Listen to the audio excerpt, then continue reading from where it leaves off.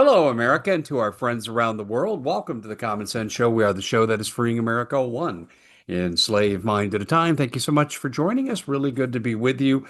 And we are here. If your first time joining us, we defend God, family, country in that order. This channel is decidedly Christian. Our program is decidedly Christian, and we don't discriminate. All are welcome. We also have a special place in our heart for the oppressed, and we really appreciate your tips. Hey, Dave, can you help with this? And sometimes we take those cases on and we act as an advocate. We've done that many, many times in our past, and we'll continue to do so. We live in unprecedented times of threat for our country. I don't think we have faced the multitude of serious issues that we have now. We've had serious issues in our past. I mean, this country's dream almost ended until the boat captains rescued Washington's forces when they were trapped in New York. That could have ended the Revolutionary War right there. But aside from that, we are in a real desperate situation today, and we need to band together totally. Salvation for this country lies in salvation through the Lord Jesus Christ. Biblical principles will save us. Now, having said that, let me just say this to you. We live in times when oil supplies are being severely disrupted. China is now getting aggressive in the South China Sea. Plus, they're sending 400 rocket launchers to Iran. I know Trump is starting the talks, but really, do you think that these imams, as they're called, or ayatollahs, are really going to negotiate in good faith? And can you trust anything they put down? I remember when Neville Chamberlain, the Prime Minister of Britain, went to Germany and got Hitler to sign a peace accord. All he had to do was give away Czechoslovakia. And he landed and pulled out a sheet of paper and said, "We have peace in our time." How well did that work out? Well, I think we need to look at Iran with the same skepticism, and we need to plan for the worst. And the supply chain could be a real problem, as we have highlighted many times. Food and medicine will be at the top of people's priority list. And in terms of intervention on a natural health care basis, and that's what you have to do if you can't get your meds shipped to you, I look at the nanosoma products and say everybody should have this. I don't care if you have access to full pharmacy material. This stuff is fantastic. You know, it saved my life. I've told that story many times. The nanosoma liquid spray boosts your immune system to unbelievable levels. And if you go to iwantmyhealthback.com/Dave Hodges, you will find evidence of this information available there for you to read. But also, too, they have other products. And I've used one of them in real stead. And it's this nanosoma liquid gel, and you put it on your joints. It helps grow pluripotent stem cells. 30 peer-reviewed studies talk about this, and your joint inflammation over time will reduce. And then ultimately, and I say ultimately, you will have complete relief if you follow my pattern. And I have complete relief. I have no restrictions on what I do now, where I was really limited in the gym of certain exercises I could do. I'm even doing military press now. And that's after having a devastating rotator cuff injury that was so bad they almost didn't operate on it because they didn't think they could fix it. Well, I still had pain. Well, now I'm able to do dumbbell squats with military raises at the end. And I thought those days were over. You may not want to be in the gym, but you want to live out your life with access to daily activities. You want to avoid pain and discomfort as much as possible. These products are fantastic. The starter pack is available for 15% off because it also comes with a skin cream for cuts and burns. 15% off every medicine kit. Every medicine cabinet should have these products. Go to iwantmyhealthback.com/Dave Hodges. iwantmyhealthback.com/Dave Hodges. Well, let's take a look at what's happened in the world of flock cameras. People are upset. People who don't even look at politics are making sarcastic comments in my presence. Oh, it's going to be on a flock camera. And it's become like a standing joke. Well, due to public pressure, many of the cities, either their councils, their mayors, the police departments, the counties, same thing.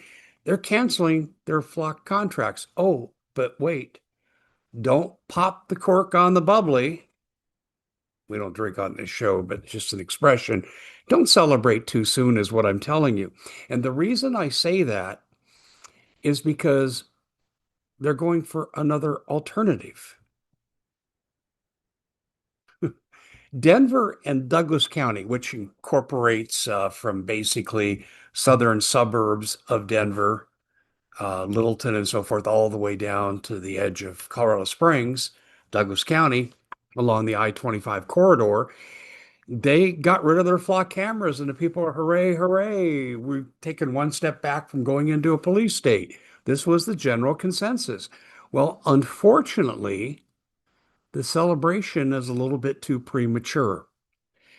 And I am opposing, and this show is opposing anything that could progress in totalitarian abuse of its population and compiling lists and constant 24/7 surveillance. This is East German Stasi nonsense.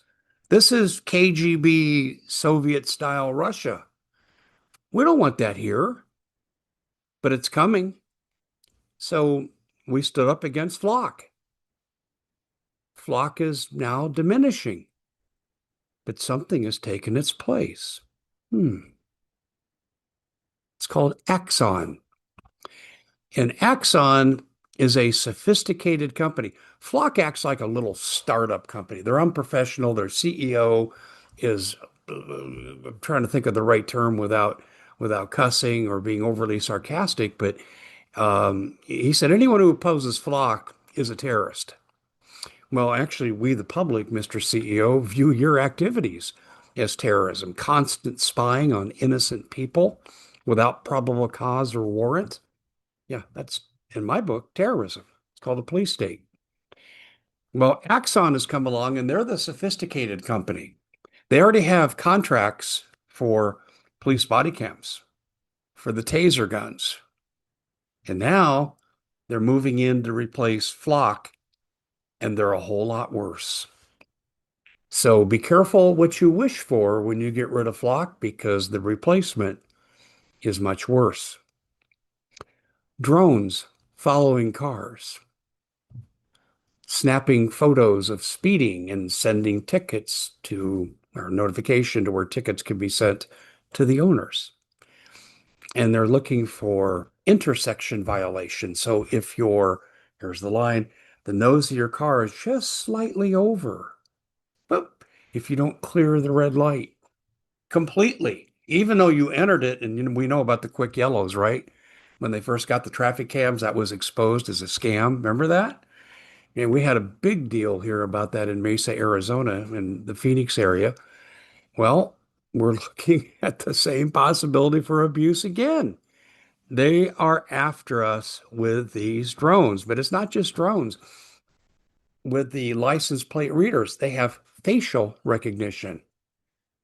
They can now track you facially from place to place to place and see you walking, and they can put together retainable and referenceable files of where you are that entire day. John Q. Public, oh, here it is.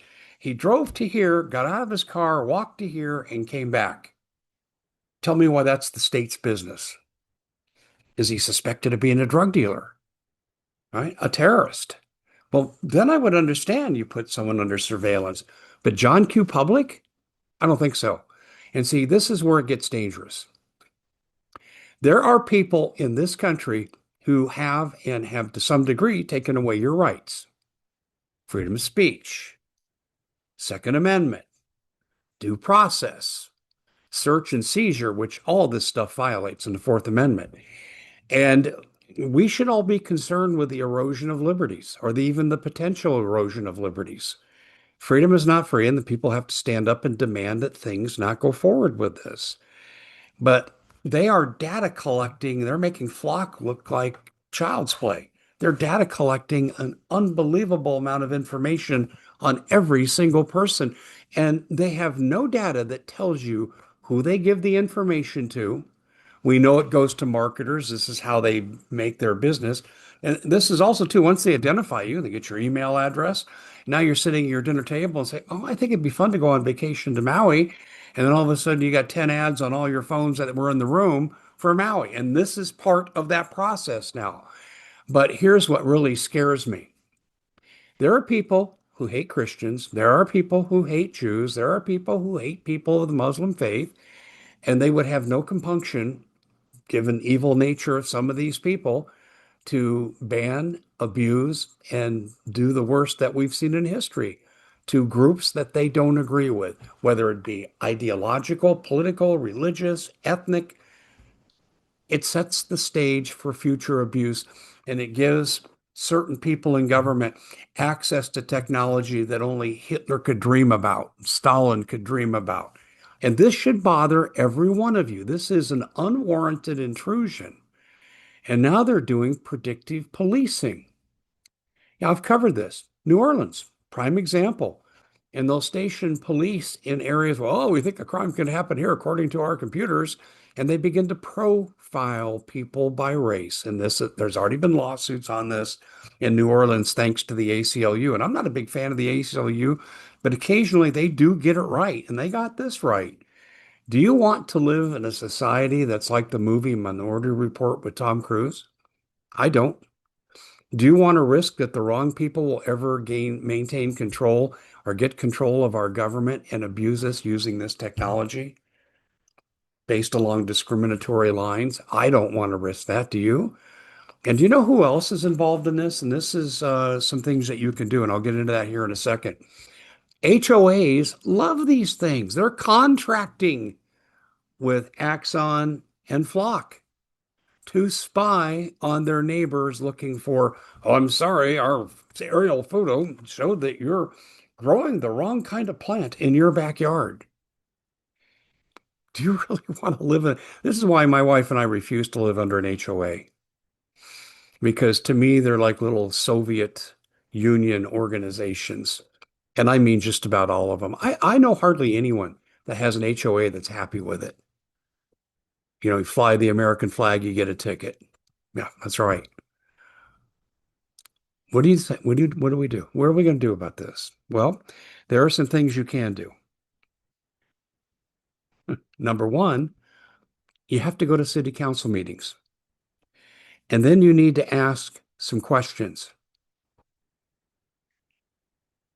How long do you retain the data? Who has access to the data? Do you sell my personal information to an outside vendor? What gives you the right to do that? And get them on the record. Now, here's what I predict based on this first suggestion that we really need to be thinking about doing. A lot of states have recall provisions. If rights are violated, people can be impeached, and it can be citizen initiated in many states. And I'm telling you right now that we need to organize. And if we have to replace 95% of all political positions across the country, then we need to do it. If it's going to restore the Constitution, keep us free from future abuse, then we need to do it. Because you're saying, well, Dave, I'm a Christian. I kind of get out of that business of being involved in politics. Well, that's not really biblical, first of all. But leaving that aside, the one thing I will tell you is this, is I just want to remind you that in the old Soviet Union and also in present day communist China, people have to meet in secret to worship Jesus. Secret. And they got to hope they're not betrayed by somebody there. Oh, but wait a minute. With the new technology, nobody is safe anywhere. And it may not be religion is the issue, although it often is. I don't want to live in a society like that, do you? Well, I say no. So you may need to replace your HOA people. You need to maybe to replace your city council. You need to make it an issue. And here's my ultimate fear. Okay, so I often bring these things back to the Bible when you know about 666 and you should not buy or sell. You tell me, does this digital surveillance and the digitization of seemingly everything, does it make it more or less likely that the mark of the beast could come out of this? If you're paying attention, the answer has to be more. Ephesians 5:11, shine a light on the problem. Then we need to be proactive. See, Romans 13 commands you to follow your leaders. That's as long as they're being godly and have good intentions. If they're ungodly, don't do what they say. That's a different discussion. So what I'm telling you right now is we have our work cut out for us. It's big business to surveil. Campaign contributions come out of this effort, and politicians get captured by the process. And we, the people, have to uncapture them by either making it too painfully expensive for their career to continue, because it could end, or we simply just get rid of them through the legislative, judicial, recall, whatever citizen initiative process we have available. We need to do that. And it's going to have to be an effort because I myself would prefer not to go through mark of the beast technology. Even if we stop short of that, just end up with extreme digitization. That means controlling your money, telling you where you can and cannot spend it, which will come with this. The tech bros out of Silicon Valley have talked about this a lot. I don't want to go through that in my lifetime. Now, I may not have a choice, but if I can work proactively to make this a more godlike society and we're not necessarily a nation under judgment, then so be it. I would ask you to join me in these efforts. Don't let this stay in place in your community. And you need to speak out. And everybody has a different gift to offer in this area. Maybe it's just talking to your neighbor. That's your gift. Maybe it's writing an essay, an editorial, calling a talk show, or going to a city council meeting and respectfully addressing the people and say, this will not stand as the people find out. You're putting your political careers in jeopardy. Oh, they won't like you in the moment you say it. But if they hear it enough times, it might give them hesitation. A lot to think about. I'm looking forward to your comments on this because I do think this is a very big deal. Oh, and we're not done. Wait till I show you how this whole process can be so horribly abused. And it's happening right now with one of our allies. And when I tell you this story, you're going to go, oh my gosh, this could happen here. And I'll tell you why it could happen here. The process is already underway. Dave Hodges, host of the Common Sense Show. God bless all of you. Need to get active, but remember, keep it godlike, and we'll see you back here next time.